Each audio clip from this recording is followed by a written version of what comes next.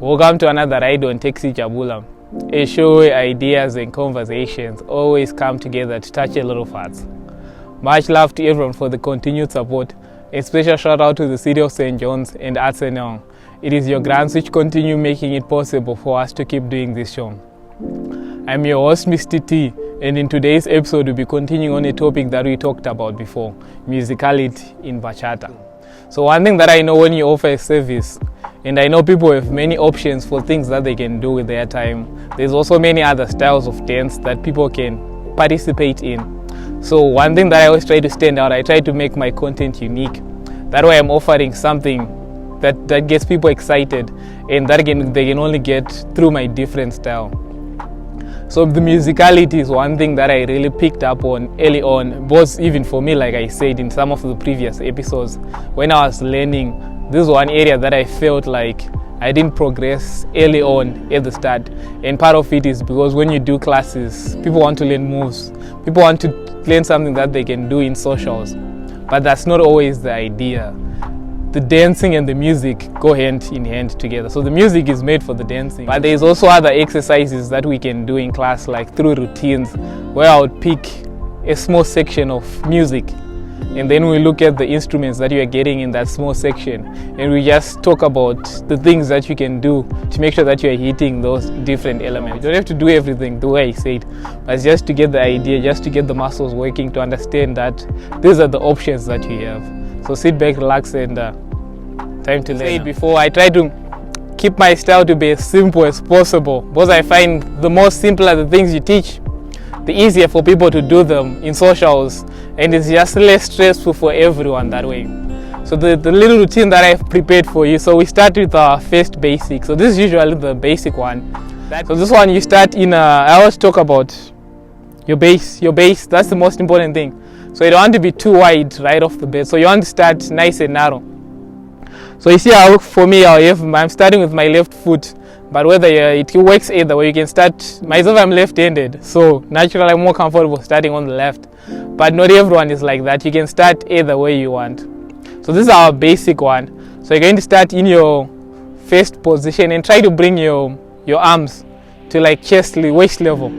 Try to avoid like boxing arms. Boxing arms are good for the gym, but you want to be like nice and relaxed. And then if you see from the side, you notice how this like my walking distance, but my bachata distance is a bit shallow. I get shorter, and that's how you get the hips to move. So essentially, you just want to avoid being upright all the time. You just want to calm down a little bit. So from there, once I'm a little down a little bit, we're going to start with our first basic. So this is our box. So we'll do this one to 8 counts. So we'll do it. So 1, 2, 3, 4. You come to tap like point, and then we repeat going the other side. So we'll do our 5, 6, 7, 8. So this is your challenge for today. So you notice how we had 4 counts, but instead of for those 4 counts, we did those 4 things in 4 beats.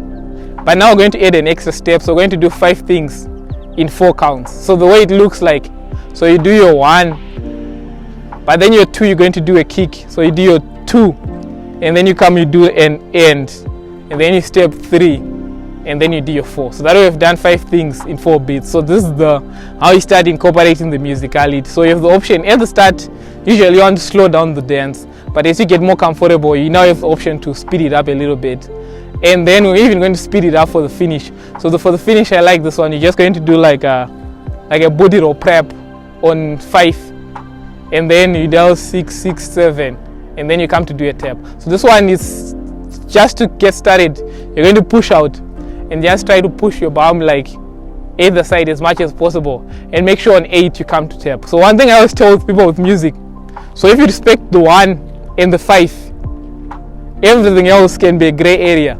But as long as you're hitting your 1 and your 5, it means it's clear where you start. And even if everything is shaky in between, but you at least don't compromise on the 1 and the 5. That's tip for the day.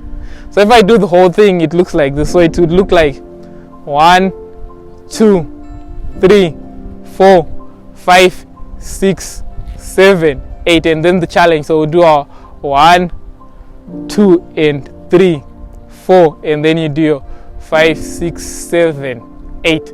And then the other thing that comes with musicality, sometimes you get breaks. So when you do this for the second time, so rather than doing our finish this way, we're going to hit a break. So for the break, you get like a pause in the music for 4. So your challenge is just to try to do something dramatic for those 8 counts, and then we start again. You can even do like a dab. So anything is fair game. Just to get into your mind that you're dancing for the music. So you might be able to do all these things, all the fancy things, you might have all the moves, but it takes a lot of skill to have the discipline to know that I just don't do this because I feel like doing it, but to do it in sync with the music. And at the end of the day, it's social dancing. Most people are trying to enjoy the process, but these are the things that I try to focus in my classes to make sure that everyone gets the full experience. So I'll do it to music,